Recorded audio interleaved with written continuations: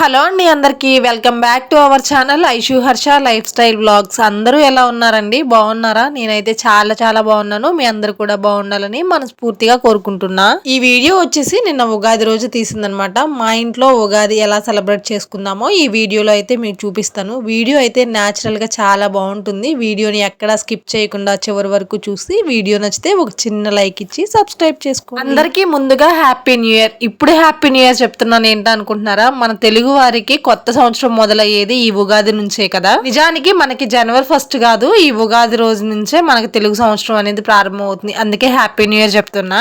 1 second మన YouTube family అందరికీ పరాభన సంవత్సర ఉగాది శుభాకాంక్షలు. ఈ సంవత్సరం అంతా కూడా మనందరికీ అనుకున్న పనులన్నీ మంచిగా జరిగి అందరూ ఐరారోగ్యాలతో అష్టైశ్వర్యాలతో మంచిగా ఉండాలని అయితే కోరుకుంటున్నా. ఈ మందార పూలు అయితే నీళ్ళలో వేసి పెట్టాను ముందు రోజు నైట్. మనం చెట్టుకుంటే కొంచెం పెద్ద పువ్వు వచ్చేదేమో కానీ నీళ్ళలో వేసి పెట్టేటప్పటికి కొంచెం చిన్నగానే వచ్చింది, కానీ ఫ్రెష్ గా చాలా బాగున్నాయి. ఈ రోజు ఇంటి ముందు అయితే ఇలా సింపుల్ గా ముగ్గు వేసుకున్నాను. నేను ముగ్గు ఆరిన తర్వాత మంచిగా వస్తుందిలే వీడియో తీసుకున్నాను అని చెప్పనేసి లోపలికి వెళ్ళి బయటకు వచ్చే లోపు మా పక్కన వాళ్ళు వాకిలి కడిగేశారు. ఆ నీళ్ళన్నీ ముగ్గులోకి వచ్చి సగం ముగ్గు పోయింది. ఈ రోజు ముగ్గులో పసుపు కుంకుమ కూడా వేయలేదు. పసుపు కుంకుమ కలర్స్ అయితే అయిపోయింది, ఇంకా అందుకోసం అని చెప్పనేసి వేయలేదు. మామూలుగా పసుపు కుంకుమ వేద్దాం అనుకున్నాం కానీ నడిచే దారి కదా, పసుపు కుంకుమ అంటే మనం మంగళకరంగా భావిస్తాం కాబట్టి ఇంకా నడిచే దారిలో వేస్తే నడిచేటప్పుడు తొక్కుతారులే అని చెప్పనేసి వేయలేదు. మేము ఉండేది ఫస్ట్ ఫ్లోర్ లో అనమాట. ఇంకా ఈ మెట్లన్నిటికి కూడా ప్రతి మెట్టుకి పసుపు రాసి కుంకుమతో అయితే బొట్టు పెట్టుకున్నా. ఆల్రెడీ ఈ మెట్లన్నిటికి కూడా ఎల్లో కలర్ పెయింట్ వేసేసి బొట్లు పెట్టేసి ఉంటాయి. పెయింట్ తో వేసినా గానీ నాకు పండగ రోజులు ఇలా పసుపు రాసుకొని కుంకుమ పెట్టుకుంటేనే మంచిగా అనిపిస్తుంది. అందుకని పెయింట్ వేసినా సరే మళ్ళీ నేను దాని మీదే నార్మల్ గా పసుపు రాసుకొని ఇలా కుంకుమతో అయితే బొట్టు పెట్టుకున్నా. ఆల్రెడీ ఇంతకు ముందు పెయింట్ తోటి ఇంటి ముందు ఒక ముగ్గు వేసి ఉంటుంది, అయినా కూడా నేను చాక్ పీస్ తోటి ఒక చిన్న ముగ్గు అయితే వేసుకుంటాను. ఈసారి ఉగాది ముందు రోజు అమావాస్య వచ్చింది కదా, ఉగాది రోజు కూడా ఉదయం పూట 6:30 వరకు అమావాస్య ఉందంట.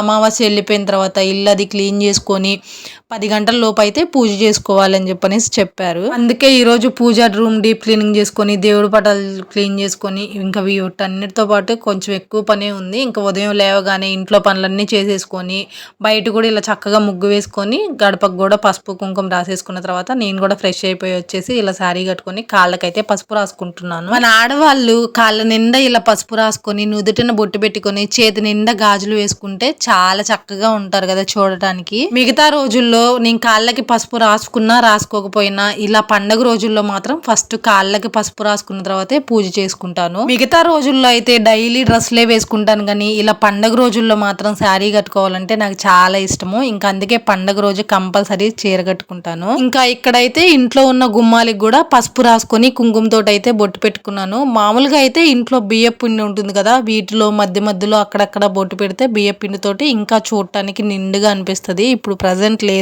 అందుకే కుంకుమ పెట్టి వదిలేసా. నా దృష్టిలో పండగ అంటే కొత్త బట్టలు వేసుకోవటము, రకరకాల పిండి వంటలు చేసుకోవటము, ఇవి మాత్రమే కాదు ఇంటిని మంచిగా క్లీన్ చేసుకోవటము, ఇలా గడపలకి పసుపు రాసుకొని కుంకుమ పెట్టుకోవటం, వాకిట్లో పచ్చని పేడతోటి కల్లాపు జల్లి ముగ్గు వేసుకుని పసుపు కుంకుమ వేసుకోవటం, దేవునికి ప్రసాదం చేసుకుని పూజ గదిని మంచిగా అలంకరించుకొని దేవుడికి పూజ చేసుకోవటం, ఇది నా దృష్టిలో పండగ. అంటే అందరూ ఇలానే చేస్తారని చెప్పను, అందరినీ ఇలా చెయ్యమని కూడా చెప్పను. ఎచ్చులకి పోకుండా నాకున్నంతలో ఆనందంగా పక్కన వాళ్ళతో పోల్చుకోకుండా నాకున్నంతలోనే ఇలా తృప్తిగా చేసుకోవడం అంటే నాకు ఇష్టం అని చెప్పడం మాత్రమే నా ఉద్దేశం. ఇప్పుడైతే దేవుని ఫొటోస్ అన్నిటిని తుడిచేసుకున్నాను. గంధం తోటి కుంకుమ తోటి అయితే బొట్టు పెట్టుకుంటున్నాను. ఇంతకు ముందు నేను చిన్నగా ఉన్నప్పుడైతే తెలియక పసుపుతోటి కుంకుమతోటి అయితే బొట్టు పెట్టేదాన్ని.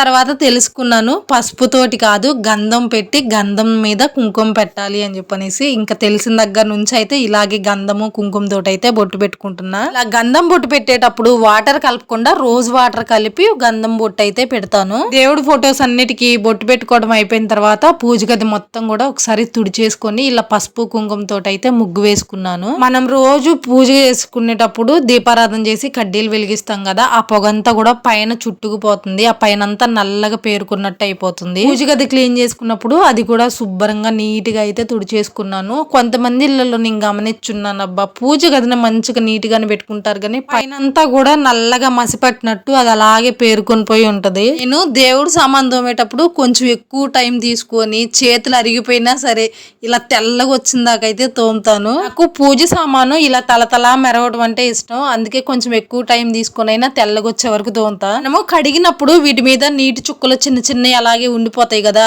ఇంత కష్టపడి అవి అలాగే ఉంచేసామంటే ఆ నీటి మరకలు మచ్చల్లాగా పడిపోతాయి. అలా కాకుండా పూజ సామాను తోమిన వెంటనే ఒక పొడి క్లాత్ తీసుకుని తుడిచేసి మొత్తం ఒక ప్లేట్ లో పెట్టి ఇలా అయితే ఆరబెట్టేస్తాను. వీడియోలో మీరు చూస్తున్నారు కదా, అసలు ఎక్కడ కూడా ఒక చిన్న మరక కూడా లేకుండా ఇలా తలతలా మెరుస్తాయి అన్నమాట. ఇంకా వీటికి కూడా గంధం తోటి కుంకుమ తోటి అయితే బొట్టు పెట్టేసుకుంటున్నా. పూజా సామాను ఎక్కువసేపు రుద్దకుండా సింపుల్ గా క్లీన్ చేసుకోవచ్చు అని చెప్పనేసి ఈ మధ్య యూట్యూబ్ లో ఒక వీడియో చూసి ట్రై చేశా. ఏం చెప్పారంటే ఈ పూజ సామాన్లు సరిపోయే అంత పెద్ద గిన్నె తీసుకొని దానిలో సగం వరకు నీళ్లు పోసేసి అవి బాగా మరిగించి దానిలో 2 నిమ్మ చెక్కలు, కొంచెం విమ్ లిక్విడ్, తర్వాత ఈ పూజ సామాన్ కూడా వేసేసి ఒక 5 నిమిషాలు ఉంచమన్నారు ఆ వేడి నీటిలోనే. తర్వాత 5 మినిట్స్ తర్వాత గ్యాస్ ఆఫ్ చేసి పక్కన పెట్టి ఒక 10 నిమిషాల తర్వాత మంచిగా స్క్రబ్బర్ తోటి విమ్ లిక్విడ్ వేసేసి తోమితే నీట్ గా వస్తాయి అని చెప్పారు. ఇంకా ఆ వీడియో చూసి మనం ఆగుతామా, మామూలుగానే తెల్లగొచ్చే వరకు దోమతాం చేతులు అరిగిపోయేదాకా. ఇంకా ఆ వీడియో చూసి అబ్బాయి ఎక్కువ పని చెప్పవసరం లేదు మన చేతులు కానీ అలాగే చేశాను. తీరా బయటికి తీసి తోమబోయేటప్పటికి అవి తెల్లగా రాకపోగా ఆ వేడి నీటిలో ఉన్నంత వరకు మచ్చల్లాగా పడిపోయినాయి. ఏదో ఈజీగా అయిపోయింది కదలే అని చెప్పనేసి ట్రై చేస్తే 1-2 పని ఎక్కువైంది. పని ఎక్కువ అవ్వగా అవి 2-3 సార్లు కూడా తోమినా కూడా బాలేదు. ఇంకా అలా తోముతూ ఉంటే కొన్ని రోజులు పోయినాయి. ఇంకా అప్పటి నుంచి ఎలాంటి వీడియోలు చూసి ఏ ప్రయత్నాలు చేయకుండా నాకు తెలిసినట్టుగా నేను చేసుకునే విధంగానే ఇలా అయితే క్లీన్ చేసుకుంటున్నాను. నేను పూజ గదిలో పెట్టే దేవుని ఫొటోస్ అన్నిటికీ కూడా ఎలా అయితే గంధం తోటి కుంకుమ తోటి బొట్టు పెట్టుకుంటాను, ఇలా పూజకి సంబంధించిన వస్తువులన్నిటికి కూడా అలాగే గంధము కుంకుమ తోటి అయితే బొట్టు పెట్టుకుంటా. దేవుని ఫోటోలన్నిటి కూడా పూజ గదిలో సర్దేసి పూజ సామాన్ కూడా అన్ని అయితే రెడీగా పెట్టేసుకున్నాను. పూజ గదిలో దేవుని ఫొటోస్ కింద కూడా న్యూస్ పేపర్ వేయటం మానేసి ఇలా బ్లౌజ్ పీస్ వేసుకోవడం అయితే అలవాటు చేసుకున్నా. నెక్స్ట్ ఇప్పుడు ఉగాది పచ్చడి చేయాలి. ఉగాది పచ్చడి కోసం కొత్త చింతపండు వాడతారు కదా, కొత్త చింతపండు ఇప్పుడు నేను ఏడ తీసుకొస్తాను అందుకని చెప్పనేసి మొన్న కూరగాయలకు వెళ్ళినప్పుడు చింతకాయ పచ్చడి కోసం చింతకాయలు అమ్ముతుంటే 4 చింతకాయలు తీసుకొచ్చే కూరగాయలతో పాటు అవి ఫ్రిడ్జ్ లో పెట్టేసరికి ఇప్పుడు గుర్తొచ్చింది. ఇంకా 2 చింతకాయలను తీసి ఇలా కొంచెం నానబెట్టి పులుపు కోసం చింతపండు గుజ్జు తీసుకున్నాను, తీపి కోసం బెల్లం వేసుకున్నాను, వగరు కోసం ఇలా మామిడికాయ వేసుకున్నాను, చేదు కోసం వేపపోత అయితే వేసుకున్నాను, కారం కోసం అయితే కొంతమంది అల్లం కూడా వేస్తారంట, నాకు తెలియదు. నేనైతే మిరియాలే వేస్తాను. కొంతమంది కారప్పొడి కూడా వేస్తారు. నేను మిరియాలు ఉన్నాయి అని చెప్పనేసి మిరియాలే వేసాను. ఫైనల్ గా అన్నేసి చూడు నన్నేసి చూడు అన్నట్టు ఉప్పు కూడా వేసేసాను. ఉప్పు లేకపోతే ఏది కూడా టేస్ట్ తెలియదు మనకు అసలు. ఈ 6 రకాలు వేసుకొని అన్ని కలిసేలాగా ఒకసారి మిక్సింగ్ చేసుకోవాలి. లైఫ్ ఎప్పుడు ఒకేలాగా ఉన్నా కూడా బోర్ కొడుతుంది. అలా కాకుండా ఈ ఉగాది పచ్చడిలాగా ఉప్పు కారం పులుపు తీపి లాగా మన జీవితంలో కూడా కష్టాలు సుఖాలు మంచి చెడు బాధలు సంతోషాలు అన్నీ ఉంటేనే ఈ ఉగాది పచ్చడిలాగా రకరకాలుగా చాలా బాగుంటుంది. మీరేమంటారు?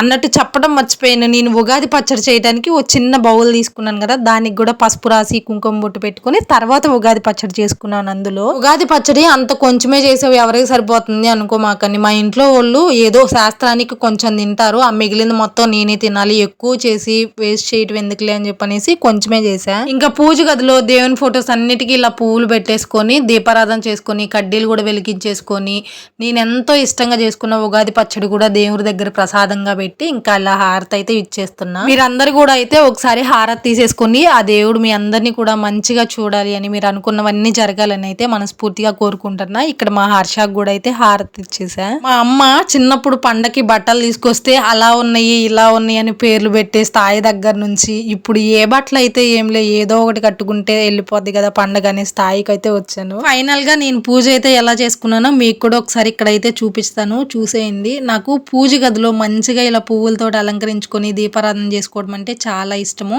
ఈ రోజు ఓన్లీ మందార పువ్వులు మాత్రమే పెట్టాను. చామంతి పూలు కానీ మల్లె పూలు కానీ బయటికి వెళ్ళి తీసుకొద్దాము అనుకున్నా కానీ కుదరలేదనమాట. ముందు రోజు హర్షకి కటింగ్ అది చేపించడానికి కటింగ్ షాప్ కి అలా వెళ్ళాల్సి వచ్చింది. ఇంకా అక్కడికి వెళ్ళి వస్తా దేవుడికి పువ్వులు తీసుకురావడం ఎందుకులే అని చెప్పనేసి పువ్వులు ఏం తీసుకురాలేదు, ఇంకా అందుకని ఓన్లీ ఇలా మందారాలే పెట్టేశా. రోజు తెలిసిన వాళ్ళైతే భోజనానికి రమ్మన్నారు, ఇంకా అందుకని ఇంట్లో వంట వార్పు చేసే పని కూడా లేదు. ఉగాది రోజు మంచినీళ్ళు కూడా తాగకుండా ఫస్ట్ ఉగాది పచ్చడి తినాలని అనుకుంటాను నేను. ఉగాది పచ్చడి తినేటప్పుడు ఫస్ట్ మీకు ఏ టేస్ట్ తెలిసిందనేది కామెంట్ చేయండి. చివరి వరకు వీడియో చూసినందుకు థ్యాంక్ యూ సో మచ్ అండి. వీడియో నచ్చితే ఒక చిన్న లైక్ ఇచ్చి సబ్స్క్రైబ్ చేసుకోవడం అస్సలు మర్చిపోవద్దు. మీరు ఇచ్చే ఓ చిన్న లైక్, మీరు పెట్టే ఓ చిన్న కమెంట్ నాకు చాలా హ్యాపీనెస్ ని ఇస్తుంది. మీరు లైక్ చేయడం వల్ల యూట్యూబ్ నా వీడియోని ఇంకొంతమందికి షేర్ చేస్తుంది. తప్పకుండా లైక్ చేసి సబ్స్క్రైబ్ చేసుకుని సపోర్ట్ చేయండి. నెక్స్ట్ వీడియోలో మళ్ళీ కలుద్దాం. Bye bye.